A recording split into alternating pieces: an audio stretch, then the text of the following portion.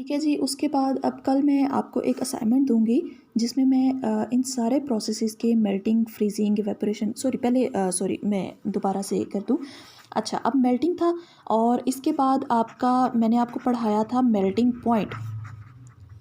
Melting point क्या था? वो टेम्परेचर जिस पे कोई भी चीज़ मेल्ट हो जाएगी उसे मेल्टिंग पॉइंट कहा जाता है। अब हमें अभी तक सिर्फ वाटर का मेल्टिंग पॉइंट पता है कि बर्फ़ जो है वो 0 डिग्री सेंटीग्रेड पे मेल्ट हो जाती है। ठीक है जी। अब बाकी जो आपके सारे सब्सटेंसेस हैं आपको उनके मेल्टिंग पॉइंट्स का भी पता होना चाहिए। ठीक है, आपको याद ना हो लेकिन कुछ चीज़ों के मेल्टिंग पॉइंट्स आपको याद होने चाहिए। जैसे मैं एक एग्जांपल देती हूँ शुगर की और सॉल्ट की। अगर हम इन दोनों को कंपेयर करते हैं तो आपको पता है चीनी अगर आप किसी भी बर्तन में डाल के उसको चूल्हे पे रखें तो वो बहुत जल्दी मेल्ट हो जाती है, लेकिन नमक इतनी जल्दी मेल्ट नहीं होता। इट मीन्स कि शुगर का मेल्टिंग पॉइंट कम है और सॉल्ट का मेल्टिंग पॉइंट जो है वो ज़्यादा है। अब इस चीज़ के किसी भी सब्सटेंस के मेल्टिंग पॉइंट को देख के आप उसकी इंटरमॉलिक्यूलर फोर्सेस के बारे में प्रेडिक्ट कर सकते हैं। इंटरमॉलिक्यूलर फोर्सेस का मतलब ये है कि उसकी जो आपस में फोर्सेस हैं या उसकी जो आपस में दोस्ती है पार्टिकल्स की वो कितनी ज़्यादा स्ट्रॉन्ग है। फोर्सेस जितनी ज़्यादा स्ट्रॉन्ग होंगी मेल्टिंग पॉइंट उतना ज़्यादा होगा, क्योंकि उनको तोड़ने के लिए बहुत ज़्यादा एनर्जी चाहिए, इसीलिए मेल्टिंग पॉइंट ज़्यादा हो जाएगा। फोर्सेस जितनी वीक होंगी आपका मेल्टिंग पॉइंट उतना कम होता चला जाएगा। ठीक है जी, ये मेल्टिंग पॉइंट भी आपने देख लिया। इसके बाद सेकंड आपका प्रोसेस था फ्रीजिंग। अब फ्रीजिंग कहाँ कहाँ पे हमारे लिए यूज़फुल है? फ्रीजिंग में एक तो आपने वाटर को फ्रीज़ कर लिया, जैसे अभी हमने स्नोफॉल की बात की। स्नोफॉल में पानी जो बादलों की फॉर्म में था वो स्नो की फॉर्म में ज़मीन पे आ गया, स्टोर हो गया, आइस बन गई। अब वो ज़ाया नहीं होगा, जब तक वो मेल्ट होके रिवर्स में नहीं आएगा वो उधर ही सेव रहेगा।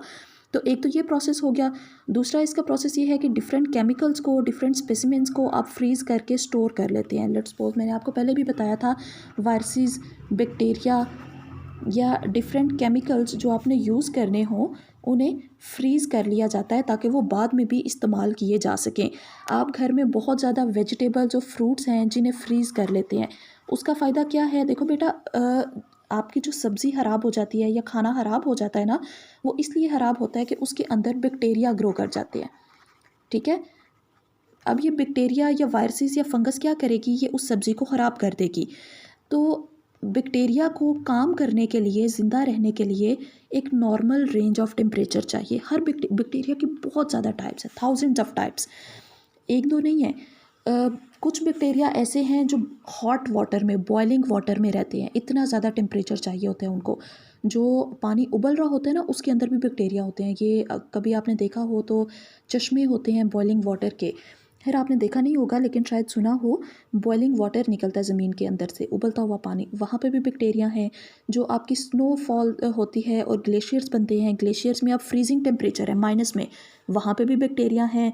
नॉर्मल इन्वायरमेंट में भी बैक्टीरिया हैं। लेकिन ये जो हमारे फ्रूट्स और वेजिटेबल्स को ख़राब करते हैं ना बैक्टीरिया, ये वो बैक्टीरिया हैं जिनको नॉर्मल टेम्परेचर चाहिए। यानी आप कह लें कि 20 डिग्री टू 40 डिग्री तक का टेम्परेचर इन बैक्टीरिया को चाहिए वर्किंग करने के लिए। अब हमारे यहाँ मौसम देखें ऑलमोस्ट 20 टू 40 डिग्री तक ही टेम्परेचर रहता है। तो बैक्टीरिया क्या करते हैं? वो हमारी हर एक चीज़ ख़राब कर देते हैं। खाना रखा ख़राब हो गया, दूध रखा ख़राब हो गया, सब्जियां ख़राब हो गई, फल ख़राब हो गए, हर चीज़ ख़राब होती है। बैक्टीरिया उनको डिकम्पोज करते हैं, ख़राब करते हैं। जब आप किसी भी चीज़ को फ्रीज़ कर देते हैं ना, अब फ्रीज़ करने का मतलब ये है कि वो बैक्टीरिया जिसने 20 डिग्री सेंटीग्रेड पे सर्वाइव करना था, आपने उसको 0 डिग्री पे रख दिया, तो बैक्टीरिया तो इनएक्टिव हो जाएगा। इनएक्टिव का मतलब ये है कि वो तो वर्किंग छोड़ देगा, काम करना छोड़ देगा, क्योंकि आपने उसको फ्रीज़ कर दिया, वो तो सो जाएगा। तो अब ये बैक्टीरिया फ्रीज़ हो जाता है। आपकी कोई भी चीज़ जब फ्रीज़ हो जाए तो वो इतनी जल्दी ख़राब नहीं होती। चीज़ों की शेल्फ़ लाइफ इंक्रीज़ हो जाती है। शेल्फ़ लाइफ का मतलब है कि वो कितनी देर तक स्टोर की जा सकती हैं, उनकी शेल्फ़ लाइफ इंक्रीज़ हो जाती है। ये सारे आपके फ़ायदे हैं फ्रीजिंग के।